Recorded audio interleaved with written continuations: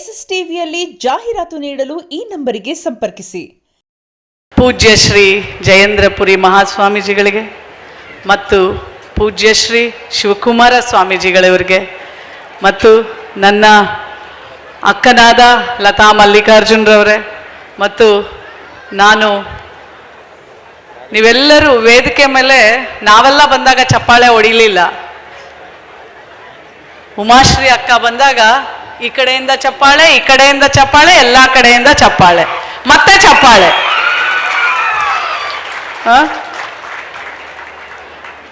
Madam ನೋಡಿದ್ರ ಅಭಿಮಾನ, ಪ್ರೀತಿ. ಮತ್ತೆ ನಮ್ಮ ಕವಿತಾ ಅವರು, ಸವಿತಾ ಅವರು, ದಿವ್ಯಪ್ರಭಾ ಅವರು, ಗೀತಾ ಅವರು, ಸಂಧ್ಯಾ ಶೆಣೈ, ಹಾಸ್ಯ ಕಲಾವಿದೆ, ಎಲ್ಲರನ್ನು ನಗಿಸುವಂತ ಒಂದು ವೃತ್ತಿಯನ್ನ ಒಂದು ಹೆಣ್ಣು ಮಗಳು ಮಾಡೋದಿದೆಯಲ್ಲ, ಅದು ಬಹಳ ದೊಡ್ಡದು.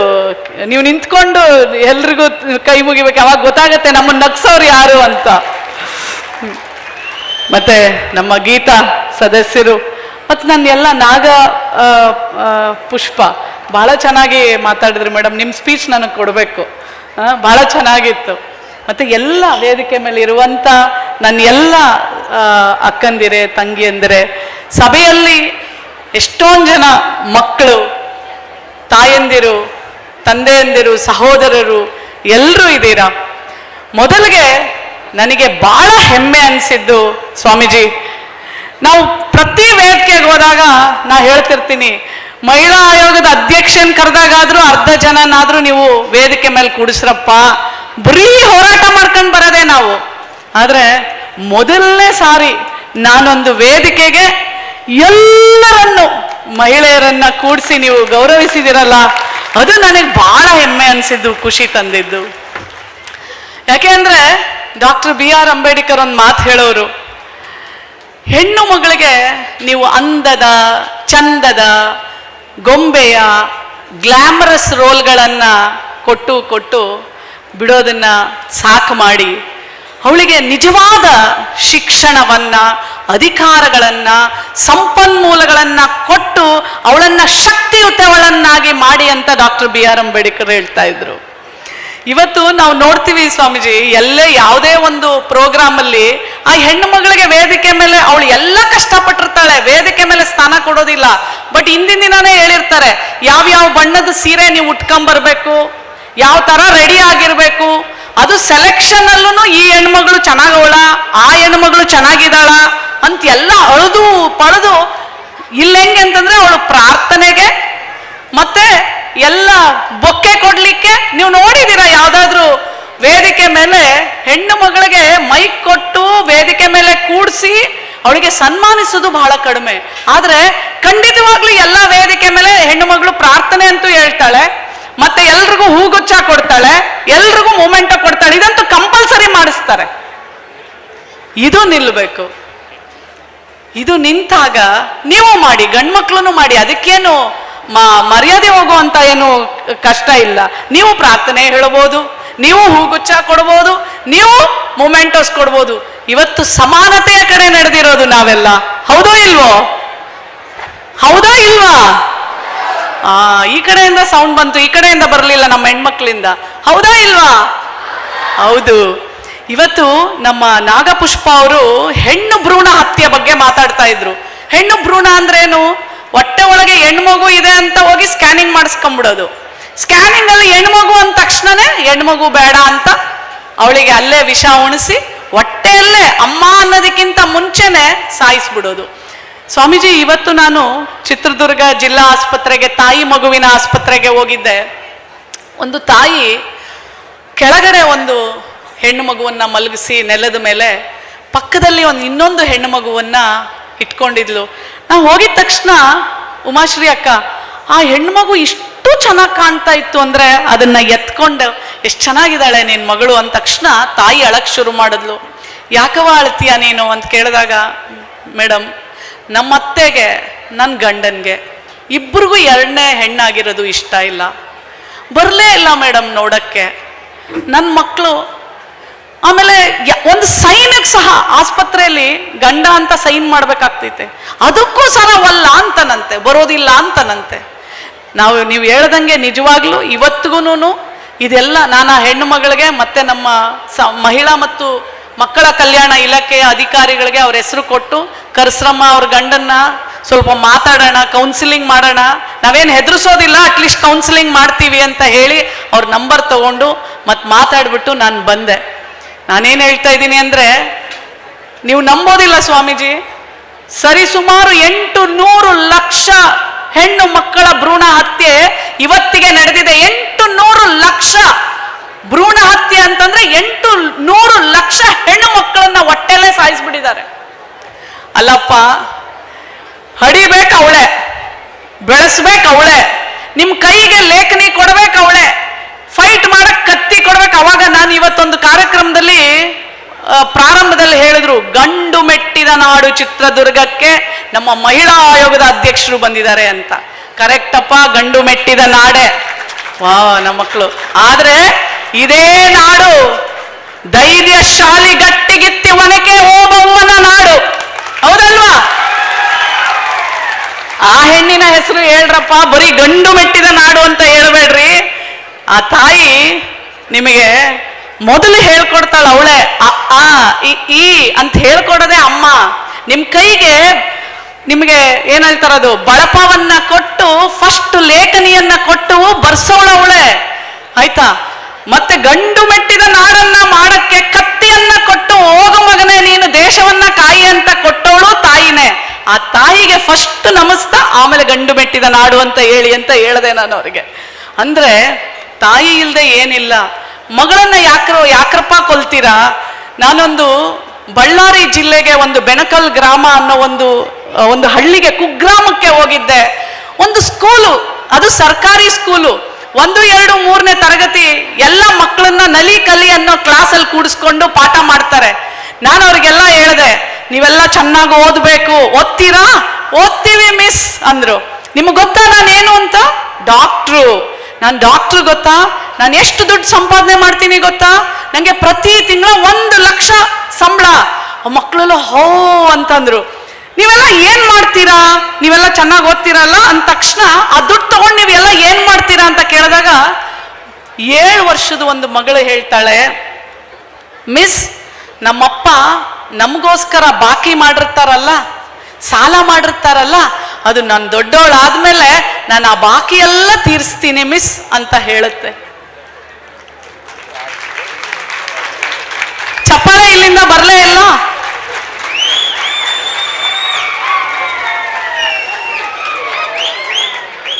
ಅದು ಮಗಳ ತಂದೆಯ ಬಗ್ಗೆ ಕಾಳಜಿ. ತಂದೆನೇ ಮಗಳು ಹುಟ್ಟಿದೆ ಅಂತ ನೋಡಕ್ ಬರ್ಲಿಲ್ಲ ಅಂದ್ರೆ ಯಾವ ಕಡೆ ನಡೆದಿದ್ಯಪ್ಪ ಸಮಾಜ?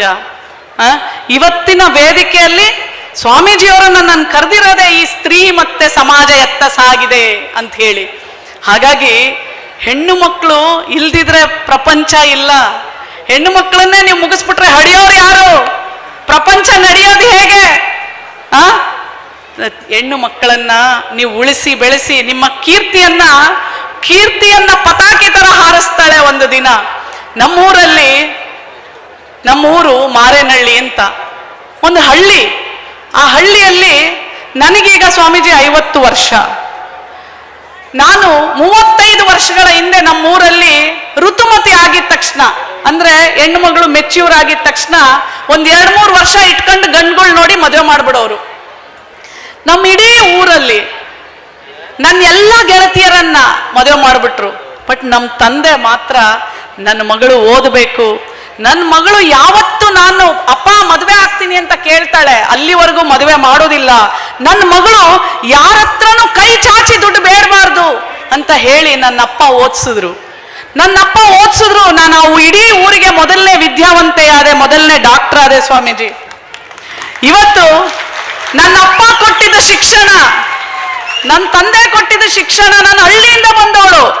ಇವತ್ತು ನಿಮ್ಮ ಮುಂದೆ, ಅದು ಚಿತ್ರದುರ್ಗ ಎಲ್ಲಿ ಅಂತ ಗೊತ್ತಿಲ್ಲ ನನಗೆ, ನಾವು ಚಿಕ್ಕವರಿದ್ದಾಗ ತರಳಬಾಳು ಅನ್ನೋ ಒಂದು ಸಂಸ್ಥೆಯಲ್ಲಿ ಇವತ್ತು ಇಷ್ಟೆಲ್ಲ ಸಾವಿರಾರು ಜನರ ಮುಂದೆ, ಇಷ್ಟು ದೊಡ್ಡ ವೇದಿಕೆಯಲ್ಲಿ, ಇಂಥ ಪರಮ ಪೂಜ್ಯ ಸನ್ನಿಧಿಯಲ್ಲಿ ಇಂಥವ್ರು ಎಲ್ಲ ಕಲಾವಿದರು ವಿದ್ಯಾವಂತರ ಎದುರುಗಡೆ ಒಂದು ಸಾಮಾನ್ಯ ಹಳ್ಳಿಯಿಂದ ಬಂದಂತ ಹುಡುಗಿ ನಿಮ್ಮ ಮುಂದೆ ಮೈಕಲ್ ಮಾತಾಡ್ತಾಳೆ ಅಂದ್ರೆ ಆ ಶಕ್ತಿ ಕೊಟ್ಟಿದ್ದು ನನ್ನ ತಂದೆ, ಮತ್ತೆ ಅದು ಶಿಕ್ಷಣ. ಶಿಕ್ಷಣ ಅಷ್ಟೊಂದು ಮುಖ್ಯ. ಡಾಕ್ಟರ್ BR ಅಂಬೇಡ್ಕರ್ ಒಂದು ಮಾತು ಹೇಳ್ತಾ ಇದ್ರು, ಶಿಕ್ಷಣ ಅಂದ್ರೆ ಯಾವ ತರ? ಹುಲಿ ಹಾಲಿನಂತೆ. ಶಿಕ್ಷಣ ಅಂದ್ರೆ ಹುಲಿ ಹಾಲು ಕುಡಿದವರು ಗರ್ಜಿಸಲೇಬೇಕು. ಹುಲಿ ಹಾಲು ಕುಡಿದವರು ಹಾಗಾಗಿ ನಾವು ಗರ್ಜಿಸ್ತಾ ಇದ್ದೀವಿ. ಮಹಿಳಾ ಆಯೋಗದ ಅಧ್ಯಕ್ಷೆ. ನಮ್ಗೆ ಯಾವುದು ರಾಜಕಾರಣದ, ನಮ್ಮ ತಂದೆ ಯಾರು ಮಿನಿಸ್ಟರ್ ಅಲ್ಲ, ಯಾರು ಅಲ್ಲ. ಡಾಕ್ಟರ್ ಆಗಿದ್ರು ಸಾರ್ವಜನಿಕ ಜೀವನಕ್ಕೆ ಬಂದ್ವಿ. ಆದ್ರೆ ಬಹಳಷ್ಟು ಕಷ್ಟಪಟ್ಟು ನಮ್ಮ ಲತಾ ಅವರು ಶಾಸಕಿ ಇಂಡಿಪೆಂಡೆಂಟ್ ಆಗಿ ಗೆದ್ರು. ಯಾವ ಪಕ್ಷದವರು ಟಿಕೆಟ್ ಕೊಡ್ಲಿಲ್ಲ ಆ ತಾಯಿಗೆ. ಚಪ್ಪಾಳೆ ನಿಜವಾಗ್ಲೂ ಹೊಡಿಬೇಕ್ರಿ. ರಾಜಕೀಯ ಜೀವನದಲ್ಲಿ ಒಂದು ತಾಯಿ ಇಂಡಿಪೆಂಡೆಂಟ್ ಆಗಿ ಗೆಲ್ಲೋದು ಅಷ್ಟು ಸುಲಭ ಅಲ್ಲ. ನೀವು ಉಮಾಶ್ರೀ ಅಕ್ಕವ್ರನ್ನ ಕೇಳ್ಬೋದು. ಅವ್ರ ಮಗಳು ನಂತರನೇ ಡೆಂಟಿಸ್ಟ್. ನಾನು ಪೀಡಿಯಾಟ್ರಿಕ್ ಡೆಂಟಿಸ್ಟ್ ಅಂತಂದ್ರೆ ಮಕ್ಕಳ ದಂತ ವೈದ್ಯ ನಾನು. ಅವ್ರ ಮಗಳು ಸಹ ನನ್ನ ಜೂನಿಯರು. ನಾವು ಪಕ್ಷದಲ್ಲೂ ನೋಡಿದ್ದೀನಿ, ತಾಯಿಯಾಗೂ ನೋಡಿದ್ದೀನಿ, ನಟಿಯಾಗಿ ನೋಡಿದ್ದೀನಿ. ಬಹಳಷ್ಟು ಅವಮಾನಗಳನ್ನ ಹೊತ್ತಿ ಇವತ್ತು ಯಶಸ್ಸಿನತ್ತ ಬಂದಿರೋದು. ಎಲ್ಲ ಹೆಣ್ಮಕ್ಳು ಅಷ್ಟೇನೆ. ಎಲ್ಲ ಹಂತದಲ್ಲಿ ಅವಮಾನಗಳು ಸಹಜ. ಯಾರಿಗೂ ಅವಮಾನಗಳಿಲ್ಲದೆ ಬರೋದಿಲ್ಲ. ಅಕ್ಕ ಮಹಾದೇವಿ ಅವರು ವಚನ ನಿಮ್ಗೆಲ್ರಿಗೂ ಗೊತ್ತಿರಬೇಕು. ಬೆಟ್ಟದ ಮೇಲೊಂದು ಮೃಗಗಳಿಗೆ, ಬೆಟ್ಟದ ಮೇಲೊಂದು ಮನೆಯ ಮಾಡಿ ಮೃಗಗಳಿಗೆ ಅಂಜಿದರೇನಯ್ಯ. ಸಮುದ್ರದ ತೀರದಲ್ಲಿ ಮನೆಯ ಮಾಡಿ ನೆರೆ ತೊರೆಗಳಿಗೆ ಅಂಜಿದರೇನಯ್ಯ. ಸಂತೆಯಲ್ಲಿ ಮನೆ ಮಾಡಿ ಶಬ್ದಗಳಿಗೆ ಅಂಜಿದರೇನಯ್ಯ ಅಂತ ಹೇಳ್ತಾರೆ ಅಕ್ಕ ಮಹಾದೇವಿ. ಸ್ತುತಿ ನಿಂದನೆಗಳೇ ಬಂದಾಗ ಸಮಾನತೆ ಚಿತ್ತದಿಂದ ನಾವು ಎಲ್ಲವನ್ನು ಒಂದೇ ತರ ತಗೋಬೇಕು ಚನ್ನಮಲ್ಲಿಕಾರ್ಜುನ ಅಂತ. ಅಂದ್ರೆ ಅದರ ಅರ್ಥ ಏನು? ನಾವು ಹೆಣ್ಣಾಗಿ ಹುಟ್ಟಿರೋದೇ ನಿಜ. ಯಾವುದೇ ಮೃಗಗಳು ಬರಲಿ, ಅದು ಹುಲಿ ಬರಲಿ, ನಾಯಿ ಬರಲಿ, ನರಿ ಬರಲಿ, ಹಾವು ಬರಲಿ, ಎಲ್ಲರನ್ನು ಎದುರಿಸೋ ಶಕ್ತಿ ಇರಬೇಕು. ಅಂದ್ರೆ ಎಷ್ಟೇ ಅಪಮಾನ ಬರಲಿ, ಅವಮಾನಗಳು ಬರಲಿ, ಎಲ್ಲವನ್ನು ಸನ್ಮಾನ ಬರಲಿ. ಇವತ್ತು ನನ್ನನ್ನು ಸನ್ಮಾನ ಮಾಡ್ತಾ ಇದ್ದಾರೆ. ಯಾಕೆ ಅಂದ್ರೆ ನಾನು ಮಹಿಳಾ ಆಯೋಗದ ಅಧ್ಯಕ್ಷೆ. 2 ವರ್ಷ ಹೋದ್ಮೇಲೆ ನಾನು ಇರೋದಿಲ್ಲ. ಅವಾಗ ನನಗೆ ಯಾರು ಸನ್ಮಾನ ಮಾಡ್ತಾರೋ ಇಲ್ಲೋ ನನಗೆ ಗೊತ್ತಿಲ್ಲ. ಸ್ವಾಮೀಜಿ ನೀವು ನನ್ನ ಮಾತ್ರ ಕರಿಬೇಕು. ಸ್ವಾಮೀಜಿ ಕರಿತೀರಲ್ಲ ಸ್ವಾಮೀಜಿ? ನಾನು ಇನ್ಸ್ಪಿರೇಷನ್ ಮಕ್ಕಳಿಗೆಲ್ಲ, ಹೌದಾ ಇಲ್ವೋ? ಸೊ ಅವತ್ ಸನ್ಮಾನ ಇಲ್ಲದೆ ಇರ್ಬೋದು. ಅವಮಾನ ಆದಾಗ ಕುಗ್ಗದೆ, ಸನ್ಮಾನ ಮಾಡಿದಾಗ ಇಗ್ಗದೆ, ಅಪಮಾನಗಳು ಸೋಲು ಎಷ್ಟೇ ಬಂದ್ರು ಎಲ್ಲವನ್ನು ಒಂದೇ ರೀತಿಯಲ್ಲಿ ತಗೊಂಡು ಮುಂದೆ ಹೋಗ್ಬೇಕು ಅಂತ ಹೇಳಿ ಅಕ್ಕ ಮಹಾದೇವಿಯವರು ಹೇಳ್ತಾರೆ. ಅಂದ್ರೆ ಅಧಿಕಾರ ಬಂದಾಗ ಅಹಂಕಾರ ಬರಬಾರ್ದು, ಸೋತಾಗ ನಿಂದನೆಯಾದಾಗ ಮನಸ್ಸಿನಲ್ಲಿ ನೋವಾಗಬಾರದು. ಇವೆರಡನ್ನ ನೀವು ಪಾಲಿಸಬೇಕು ಜಗತ್ನಲ್ಲಿ.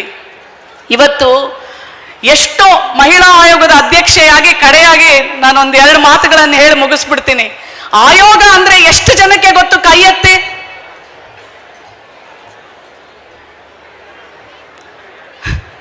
ಮಹಿಳಾ ಆಯೋಗ ನನ್ನ ಮಕ್ಕಳಿಗೆ ಗೊತ್ತೇ ಇಲ್ಲ. ಇಲ್ಲೆಲ್ಲ ನನ್ನ ಪುಟ್ಟ ಮಕ್ಕಳಿದ್ದಾರೆ, ಶಾಲೆ ಮಕ್ಕಳು. ಒಂದು 10 ಜನಕ್ಕೆ ಗೊತ್ತಿರ್ಬೋದು ಅಷ್ಟೇ ಸ್ವಾಮೀಜಿ.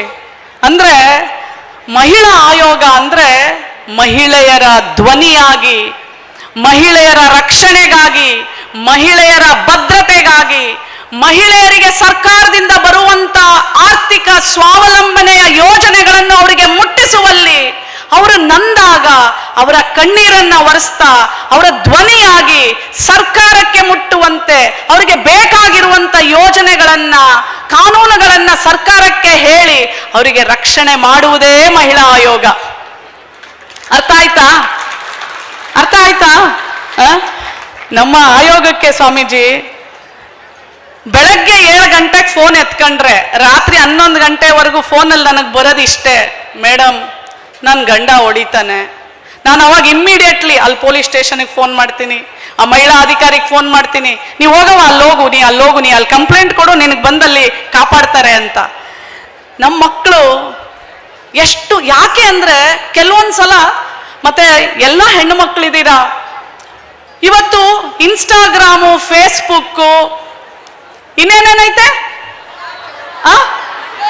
ವಾಟ್ಸಪ್ಪು, ಇದರಲ್ಲೆಲ್ಲ ನೀವು ಫ್ರೆಂಡ್ಸ್ನ ಮಾಡ್ಕೋತೀರಾ, ಹೌದಾ ಇಲ್ವಾ? ನಾನು ಎಲ್ಲ ಗಂಡು ಮಕ್ಳು ಹುಷಾರಾಗಿರಿ, ಬಟ್ ಆದ್ರೆ ನಾನು ಎಲ್ಲ ಹೆಣ್ಮಕ್ಳಿಗೆ ಹೇಳ್ತೀನಿ, ನೀವು ಬಹಳ ಹುಷಾರಾಗಿರ್ಬೇಕು. ಯಾಕೆ ಅಂದ್ರೆ ನಾನು ಎಷ್ಟೋ ಜನ ಮಕ್ಕಳು ನನಗೆ ಫೋನ್ ಮಾಡ್ತಾರೆ. ನಾನು ಜೇವರ್ಗಿಯಲ್ಲಿ ಕಾಲೇಜಿಗೆ ಹೋಗಿ ಇದೇ ತರ ಅರಿವಿನ ಒಂದು ಸಂವಾದ ಮಾಡಿದ್ದೆ. ಅವಾಗ ಹೇಳಿದ್ದೆ ನಾನು, ನೀವು ಹುಷಾರಾಗಿರ್ಬೇಕು ಅಂತ. ಒಂದು ಹೆಣ್ಮಗಳು ನನಗೆ ಫೋನ್ ಮಾಡ್ತಾಳೆ, ಮೇಡಮ್ ನಾನು ಇನ್ಸ್ಟಾಗ್ರಾಮಲ್ಲಿ ಒಬ್ಬನ ಹುಡುಗನ ಜೊತೆ ಫ್ರೆಂಡ್ ಆಗಿದ್ದೆ, ಅದಾದ್ಮೇಲೆ ಅವನಿಗೆ ನಾನು ಫೋಟೋ ಕಳಿಸ್ದೆ, ನಾನು ವಿಡಿಯೋ ಕಳಿಸ್ದೆ, ಅದನ್ನೆಲ್ಲ ಉಲ್ಟಾ ಪುಲ್ಟಾ ಮಾಡ್ಕೊಂಡು ನನಗೀಗ ಬ್ಲ್ಯಾಕ್ ಮೇಲ್ ಮಾಡ್ತಾ ಇದ್ದಾನೆ, ಕೆಟ್ಟ ಮೆಸೇಜ್ ಹಾಕ್ತಾನೆ, ಕೆಟ್ಟ ಸಂದೇಶಗಳನ್ನ ಕಳಿಸ್ತಾನೆ, ಕೆಟ್ಟ ಫೋಟೋಗಳನ್ನ ಕಳಿಸ್ತಾನೆ ಅಂತ. ಪೊಲೀಸ್ ಸ್ಟೇಷನ್ಗೆ ಹೋಗವ ಅಂದ್ರೆ ಭಯ. ಪೊಲೀಸ್ ಸ್ಟೇಷನ್ಗೆ ಹೋಗಕ್ಕೆ ನಿಮ್ಗೆ ಯಾಕೆ ಭಯ? ಪೊಲೀಸವ್ರು ನನ್ನ ಜೊತೆ ಬಂದಿದ್ದೀರಲ್ಲ, ನೀವೆಲ್ಲ ಪೊಲೀಸವ್ರು ಇಲ್ಲಿ ಬನ್ನಿ, ವೇದಿಕೆ ಮೇಲೆ ಬನ್ನಿ, ನಮ್ಮ ಮಕ್ಕಳಿಗೆ ನಿಮ್ ಬರಬೇಕು. Please come in, please come, all the police. ನೀವೆಲ್ಲ ನಿಂತಿರೋರೆಲ್ಲ ಬನ್ನಿ, ನೀವೆಲ್ಲ ಸ್ನೇಹಿತರು ರೀ, ಮಹಿಳಾ ಸ್ನೇಹಿತರು, ಬನ್ನಿ ಮೇಲ್ ಬನ್ನಿ. ಗಂಡು ಮಕ್ಕಳು ಬರಬೇಕು, ಬನ್ನಿ. ನಾನು ಕೇಳಿದೆ, ಮೇಡಮ್ ಎಷ್ಟು ಜನ ಪೊಲೀಸ್ ಸ್ಟೇಷನ್ಗೆ ಹೋಗಕ್ಕೆ ಭಯ ಬೀಳ್ತೀರಾ ಅಂದ್ರೆ ಇಡೀ ಎಲ್ಲ ಸಭಾಂಗಣದಲ್ಲಿರೋರೆಲ್ಲ ಕೈ ಎತ್ತು ಬಿಟ್ರು. ಈಗ ನಾನು ಕೇಳ್ತೀನಿ ನಿಮಗೆಲ್ಲ, ಎಷ್ಟು ಜನಕ್ಕೆ ಪೊಲೀಸ್ ಸ್ಟೇಷನ್ಗೆ ಹೋಗಕ್ಕೆ ಭಯ ಇದೆ? ಕೈ ಎತ್ತಿ. ಇಲ್ಲಿ ನಮ್ಮ ಹೆಣ್ಮಕ್ಳಿಗೆಲ್ಲ ಭಯ. ಇಲ್ಲಿ ಇಲ್ಲೆಲ್ಲ ಧೈರ್ಯನಾ? ಎಲ್ರಿಗೂ ಧೈರ್ಯ ಇದೆಯಾ? ಎಲ್ಲಿ ಗಂಡು ಮಕ್ಳು ಪೊಲೀಸ್ ಅವ್ರ ಮೇಲೆ ಬರಲೇ ಇಲ್ಲ ವೇದಿಕೆ ಮೇಲೆ? ಬನ್ನಿ ಬನ್ನಿ, ಪ್ಲೀಸ್ ಕಮ್. ನಮ್ಮ ಪೊಲೀಸ್ ಅಧಿಕಾರಿ ಒಬ್ರಿದ್ದಾರೆ, ಕವಿತಾ ಬನ್ನಿ, ಪ್ಲೀಸ್ ಕಮ್. ನಿಮ್ಮ ತರಳು ಬಾಳ ಸಂಸ್ಥೆಯಲ್ಲಿ ಓದಿದಂತ ಹೆಣ್ಮಗಳು, ಚಪ್ಪಾಳೆ ಹೊಡಿಬೇಕು ನೀವು. ದೊಡ್ಡ ಪೊಲೀಸ್ ಅಧಿಕಾರಿ. ನಮ್ಮ ಹೆಣ್ಮಕ್ಳು ಲೋಕಲ್ ಪೊಲೀಸ್ ಸ್ಟೇಷನ್ ಅಲ್ಲಿ ಏನಾದ್ರೂ ಸ್ಪಂದಿಸ್ಲಿಲ್ಲ ಅಂದ್ರೆ ನಾವು ಫೋನ್ ಮಾಡೋದೇ ಇವರಿಗೆ. ಕವಿತಾ ನೋಡವ, ಅಲ್ಲಿ ಲೋಕಲ್ ಪೊಲೀಸ್ ಸ್ಟೇಷನ್ ಅಲ್ಲಿ ಪೊಲೀಸ್ ಅವ್ರು ಸ್ಪಂದಿಸ್ತಾ ಇಲ್ವಂತೆ, ಸ್ವಲ್ಪ ನೋಡವ ಅಂದ ತಕ್ಷಣ ಇಮ್ಮಿಡಿಯೇಟ್ಲಿ ತಗತಾರ ಫೋನು. ಏನಕ್ಕೆ ಆ ಹೆಣ್ಮಗಳು ಬಂದಾಗ ನೀವು ಸರಿಯಾಗಿ ಸ್ಪಂದಿಸ್ತಾ ಇಲ್ಲ ಅಂತ ಹೇಳಿ. ಪೊಲೀಸ್ ಅವರು ಎಲ್ಲರೂ ಕೆಟ್ಟವ್ರಲ್ಲ, ಅವ್ರು ಇರೋದೇ ನಮ್ಮನ್ನ ಕಾಪಾಡೋದಕ್ಕೆ. ನಿಮ್ಗೆಲ್ಲರಿಗೂ ಹೇಳ್ತೀನಿ, ಇಡೀ ದೇಶದಲ್ಲಿ ಇವತ್ತು ಬೆಂಗಳೂರಿಗೆ ಅತಿ ಹೆಚ್ಚು ಸುರಕ್ಷಿತವಾದ ನಗರ ಅಂತ ಒಂದು ರೀಸೆಂಟ್ ಸರ್ವೆ ಹೇಳಿದೆ. ಅದು ಯಾರಿಂದ? ಅದು ಪೊಲೀಸಿಂದಾನೆ. ಪೊಲೀಸ್ ಇಲ್ಲ ಅಂತಂದ್ರೆ ಒಬ್ಬನೊಬ್ಬನ್ ಕಡ್ದಾಕೋನು, ಒಬ್ಬನೊಬ್ಬನ್ ಒಡೆದಾಕೋನು. ನಾನು ಯಾಕೆ ಈ ಮಾತು ಹೇಳ್ತೀನಿ ಅಂದ್ರೆ, ನೀವು ಹೆಣ್ಣು ಮಕ್ಕಳು ಏನೇ ತೊಂದರೆ ಆದ್ರೆ ಪೊಲೀಸ್ ಸ್ಟೇಷನ್ಗೆ ಹೋಗೋದಕ್ಕೆ ಭಯ ಬೀಳ್ಬೇಡ್ರವ. ಅವ್ರು ಇರೋದೇ ನಮ್ಮನ್ನ ಕಾಪಾಡಕ್ಕೆ, ಅವ್ರು ಇರೋದೇ ನಮ್ಮನ್ನ ನೋಡ್ಕೊಳ್ಳಕ್ಕೆ. ಅತ್ತೆ ಮಾವ ಸ್ವಾಮೀಜಿ ತುಮಕೂರಲ್ಲಿ ಕೂತ್ಕೊಳ್ಳಿ ಅಂಡ್ ನೀವು ನಿಂತ್ಕೋಬಹುದು. ಎಲ್ಲ ಮಕ್ಕಳು ನೋಡ್ತಾರೆ ಪಾಪ, ನಿಮ್ಮನ್ನ ವೇದಿಕೆ ಮೇಲೆ ಯಾರು ಕರೆಯಲ್ಲ. Please, it's a proud privilege, please come. ಚಪ್ಪಾಳೆ ಹೊಡಿಬೇಕಪ್ಪ ನಾವು. ನೋಡಿ, ಬೆಳಗ್ಗಿಂದ ರಾತ್ರಿವರೆಗೂ ಊಟ ತಿಂತಾರೋ, ಟಾಯ್ಲೆಟ್ ಇಲ್ವೋ, ಪಾಪ ಪೀರಿಯಡ್ಸ್ ಆಗಿದ್ರು ಪ್ಯಾಡ್ ಚೇಂಜ್ ಮಾಡಕ್ ಆಗುತ್ತೋ ಇಲ್ವೋ, ಮಕ್ಳಿರ್ತಾರೆ ಮನೆಯಲ್ಲಿ, ಹಗಲು ರಾತ್ರಿ ಕಾಯ್ತಾರ ನೋಡಪ್ಪ ನಮ್ಮನ್ನ. ಕಾಯ್ತಾರೋ ಇಲ್ವೋ? ಕಾಯ್ತಾರ?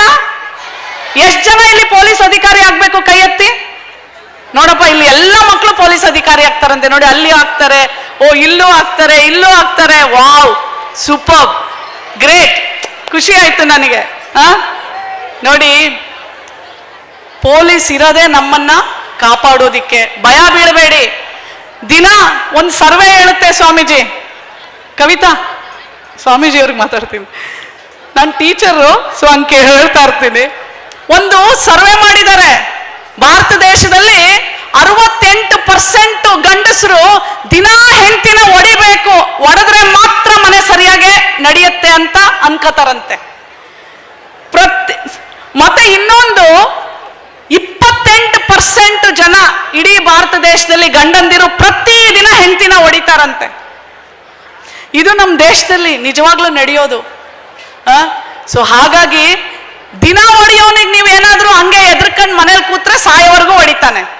ಸೊ ನೀವ್ ಏನ್ ಮಾಡ್ಬೇಕು? ಒಂದಿನ ಏನ್ ಮಾಡ್ಬೇಕು? ಎಸ್, ಪೊಲೀಸ್ ಸ್ಟೇಷನ್ಗೆ ಹೋಗಿ, ನೋಡಪ್ಪ ಇನ್ನೊಂದ್ಸಲ ನೀನ್ ನನ್ನ ಮೈ ಮುಟ್ಟಿದ್ರೆ ನೀನು ಒಳಗೋಗ್ತೀಯ ಅಂತ ಎದುರಿಸಿದ್ರೆ ಅಟ್ಲೀಸ್ಟು ನಿಮ್ಮನ್ನ ಹೆದರ್ಕೊಂಡಾದ್ರೂ ಚೆನ್ನಾಗಿ ನೋಡ್ಕೊಳ್ತಾರೆ ಅನ್ನೋದು ನಮಗೆ ಶೋಷಣೆಗೆ ಒಳಗಾಗಬೇಡ್ರಿ. ಯಾಕೆ ಅಂತಂದ್ರೆ ನೀವು ಹೆಣ್ಣು ಮಕ್ಕಳು ಯಾವಾಗ್ಲೂ ಹೇಳೋರು, ಅಂಬೇಡ್ಕರ್ ಒಂದು ಮಾತು ಹೇಳ್ತಾರೆ, ಈ ನಮ್ಮ ನಾಡಿನಲ್ಲಿ ಅಲ್ಪಸಂಖ್ಯಾತರು ಯಾರಾದ್ರೂ ಇದ್ರೆ ಅದು ಹೆಣ್ಣು ಮಕ್ಕಳಂತೆ. ಸ್ವಾಮೀಜಿ, ಯಾಕೆ ಅಂದ್ರೆ ಅಂಬೇಡ್ಕರ್ ಪ್ರಕಾರ ಯಾವ ಹೆಣ್ಣು ಮಗಳಿಗೆ ಅಧಿಕಾರ ಇಲ್ಲ, ಯಾವ ಹೆಣ್ಣು ಮಗಳಿಗೆ ಸಂಪನ್ಮೂಲಗಳಿಲ್ಲ, ಆ ಹೆಣ್ಣು ಮಗಳು ಅಲ್ಪಸಂಖ್ಯಾತಳೆ. ನಮ್ಮ ಲತಾಕ್ಕ ಹೇಳ್ತಾ ಇದ್ರು, ನಮ್ಗೆ ಟಿಕೆಟ್ ಕೊಡ್ರಪ್ಪ ಅಂದ್ರೆ ನಿಮ್ಮ ಹತ್ರ ದುಡ್ಡೇದಿ ಎಷ್ಟು, ನಿಮ್ಮ ಹತ್ರ ಜನಬಲ ಎಷ್ಟು, ನೀವು ಕೊಟ್ಟು ನೋಡ್ರಪ್ಪ, ನಮ್ಗೆ ದುಡ್ಡು ಬೇಕಾಗಿಲ್ಲ, ಜನಬಲ ಸಾಕು, ಗೆದ್ದು ಬರ್ತೀವಿ. ಕಿತ್ತೂರು ರಾಣಿ ಚೆನ್ನಮ್ಮನ ಮಣ್ಣಲ್ಲಿ ಹುಟ್ಟಿರೋರು ನಾವು. ಎದೆಗೊಂದಲಿಲ್ಲ. ಚಿಕ್ಕ ವಯಸ್ಸಿಗೆನೆ ಕಿತ್ತೂರು ರಾಣಿ ಚೆನ್ನಮ್ಮ ತನ್ನ ಗಂಡನನ್ನ ಕಲ್ಕೋತಾಳೆ. ಚಿಕ್ಕ ಮಗುವನ್ನ ಹೆಗಲಿಗೆ ಕಟ್ಕೊಂಡು ಕುದುರೆ ಮೇಲೆ ಹತ್ತಿ ಹೋರಾಟವನ್ನ ಮಾಡ್ತಾಳೆ. ಯಾರ ವಿರುದ್ಧ? ಯಾರ ವಿರುದ್ಧ? ಬ್ರಿಟಿಷರ ವಿರುದ್ಧ. ಅಂತ ಚೆನ್ನಮ್ಮನ ನಾಡಲ್ಲಿ, ಅಂತ ಓಬವ್ವನ ನಾಡಲ್ಲಿ ಹುಟ್ಟಿರೋ ಹೆಣ್ಣು ಮಕ್ಕಳಿಗೆ ಜನಬಲ ಇರಲ್ವಾ? ಇರ್ತದಲ್ಲ. ಇಷ್ಟು ಹೇಳ್ತಾ ನೀವೆಲ್ಲರೂ ಹೆಣ್ಣು ಮಕ್ಕಳು ಗಂಡು ಮಕ್ಕಳು ಎಲ್ಲರೂ ಶಿಕ್ಷಿತರಾಗಿ ಚೆನ್ನಾಗಿ ಓದಿ, ಯಾರೇ ನಿಮಗೆ ಶೋಷಣೆ ಮಾಡಿದ್ರೆ ಅದು ಮೊಬೈಲ್ ಮೇಲೆ ಇರ್ಬೋದು ಅಥವಾ ಮನೆಯಲ್ಲಿರ್ಬೋದು.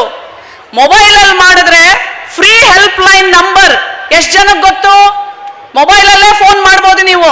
ಮೊಬೈಲ್ನಲ್ಲಿ ಯಾರಾದ್ರೂ ನಿಮಗೆ ಟಾರ್ಚರ್ ಕೊಡ್ತಾ ಇದ್ರೆ ಯಾವುದು ಫ್ರೀ ಹೆಲ್ಪ್ ಲೈನ್ ನಂಬರು? 1930 ಎಲ್ಲ ಬರ್ಕೊಂಬಿಡಿ. 19.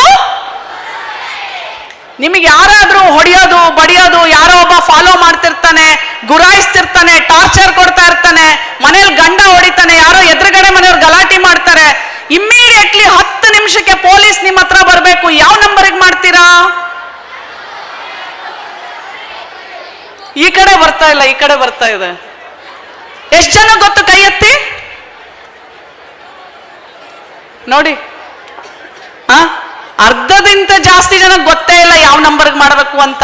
ನಾವೇ ಹಿಂಗ್ ದಾರಿಯಲ್ಲಿ ಹೋಗ್ತಿರ್ತೀವಪ್ಪ, ಯಾರೋ ಚುಡಾಯಿಸಿದ್ರು, ಇಮ್ಮಿಡಿಯೇಟ್ಲಿ ನಾವು ಪೊಲೀಸಿಗೆ ಕರಿಬೇಕು. ಯಾವ ನಂಬರ್ಗೆ ಮಾಡಬೇಕು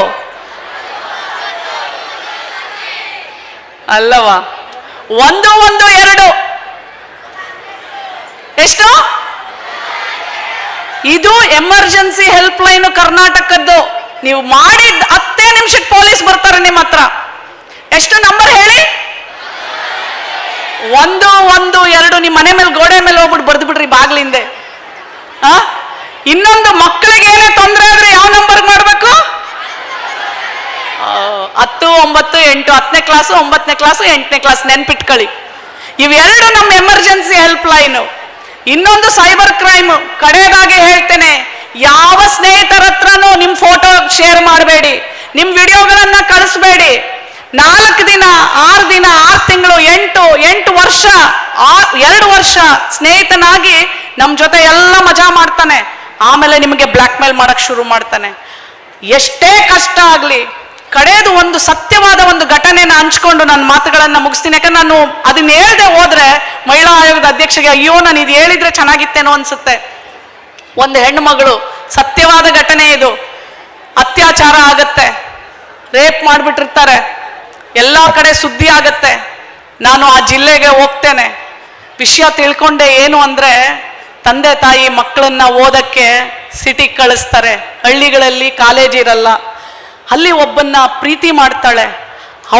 ಅವನೇನ್ ಮಾಡ್ತಾನೆ, ಗಾಡಿ ಮೇಲೆ ಅವಳನ್ನ ಕೂಡಿಸ್ಕೊಂಡು, ಅದನ್ನು ಗುಡ್ಡಗಾಡು, ಒಂದು ಗುಡ್ಡದ ಮೇಲೆ ಹೋಗ್ತಾನೆ. ಕೂತ್ಕೊಂಡು ಗುಸುಗುಸು ಮಾತಾಡ್ಕೊಂಡು, ಅವ್ರೇನೋ ತಮಾಷೆ ಚಂದದ ಮಾತಾಡ್ಕೊಂಡಿರ್ತಾರೆ. ಅಲ್ಲಿ ದೂರದಲ್ಲಿ 2 ಹುಡುಗರು ಮೊಬೈಲ್ ರೆಕಾರ್ಡ್ ಮಾಡ್ತಾ ಇರ್ತಾರೆ ಇವ್ರು ಮಾಡೋದನ್ನೆಲ್ಲ. ಅದಾದ್ಮೇಲೆ ಆ ಹುಡುಗ ಬಂದು ಹೇಳ್ತಾನೆ, ನೀನ್ ನನ್ನ ಜೊತೆ ಬಂದ್ರೆ ಸರಿ, ಇಲ್ಲ ಅಂತಂದ್ರೆ ನೀವು ಮಾಡಿರೋದು ಮೊಬೈಲ್ನಲ್ಲಿ ಏನೇನಿದೆ ಅದನ್ನೆಲ್ಲ ನಾವು ಬಿಟ್ಬಿಡ್ತೀವಿ, ಇದನ್ನೆಲ್ಲ ತೋರಿಸ್ತೀವಿ ಅಂದ ತಕ್ಷಣ ಆ ಹುಡುಗಿನ ಬೈಕ್ ಮೇಲೆ ಕೂಡಿಸ್ಕೊಂಡು ಕರ್ಕೊಂಡು ಹೋಗ್ತಾರೆ. ಕರ್ಕೊಂಡು ಹೋದ್ಮೇಲೆ ಕರ್ಕೊಂಡೋಗಿದ್ ರೂಮಲ್ಲೂ 3 ಜನ ಬೇರೆ ಹುಡುಗರು ಇರ್ತಾರೆ. ಅಷ್ಟೂ ಜನ ಆ ಹುಡುಗಿಯನ್ನ, PUC ಓದ್ತಿರ್ತಾಳೆ, ಆ ಹುಡುಗಿಯನ್ನ ಬಲಾತ್ಕಾರ ಮಾಡ್ತಾಳೆ, ಅತ್ಯಾಚಾರ, ರೇಪ್ ಮಾಡ್ತಾರೆ. ಅದಾದ್ಮೇಲೆ ಬ್ಲೀಡಿಂಗ್ ಆಗ್ತಾ ಇರುತ್ತೆ ಆ ಹೆಣ್ಮಗಳಿಗೆ. ಪ್ಯಾಡ್ ತಂದು ಕೊಡ್ತಾರೆ, ಬೇರೆ ಬಟ್ಟೆ ತಂದು ಕೊಡ್ತಾರೆ. ಅದಾದ್ಮೇಲೆ ರೋಡ್ ಮೇಲೆ ತಂದು ಬಿಡ್ತಾರೆ. ಅವನ ಬಾಯ್ ಫ್ರೆಂಡ್ ಬರ್ತಾನೆ ಅಲ್ಲಿಗೆ. ಅದಾದ್ಮೇಲೆ ಆಸ್ಪತ್ರೆಗೆ ಹೋಗ್ಲೇಬೇಕಾಯ್ತು, ಯಾಕಂದ್ರೆ ಆ ಹೆಣ್ಮಗಳು ಬ್ಲೀಡಿಂಗ್ ಆಗ್ತಾ ಇರುತ್ತೆ. ಆಸ್ಪತ್ರೆಗೆ ಹೋದ್ಮೇಲೆ ಅದು ದೊಡ್ಡ ಇಶ್ಯೂ ಆಗುತ್ತೆ, ಅತ್ಯಾಚಾರ ಅಂತ. ಅವಾಗ ನಮಗೆ ಗೊತ್ತಾದಾಗ ನಾವು ಅಲ್ಲಿ ಹೋಗ್ತೀವಿ. ಯಾಕೆ ಈ ಮಾತು ಹೇಳ್ತೀನಿ ಅಂದರೆ, ತಂದೆ ತಾಯಿ ನಮ್ಮ ಮಕ್ಕಳು ನಮ್ಮಂಗೆ ಆಗಬಾರ್ದು, ನಮ್ಮ ಮಕ್ಕಳು ಚೆನ್ನಾಗಿ ಓದಬೇಕು, ವಿದ್ಯಾವಂತರಾಗಬೇಕು ಅಂತ ಕಳಿಸ್ತಾರೆ. ನಾನು ಯಾರನ್ನು ಪ್ರೀತಿ ಮಾಡಬೇಡಿ ಅಂತ ಹೇಳಲ್ಲ, ಅದಕ್ಕೆ ಬದ್ರೆ ಒಂದು ವಯಸ್ಸು ಬರುತ್ತೆ. ನಿಮ್ಮ ಕಾಲ ಮೇಲೆ ನೀವು ನಿಂತ್ಕೊಂಡ್ಮೇಲೆ ನೀವು ಪ್ರೀತಿ ಮಾಡಿ, ಅವನು ಒಳ್ಳೆ ಹುಡುಗ ಇದ್ದರೆ ಮದುವೆ ಮಾಡ್ಕೊಳ್ಳಿ. ನಾನು ಲವ್ ಮ್ಯಾರೇಜ್ ಆದೆ.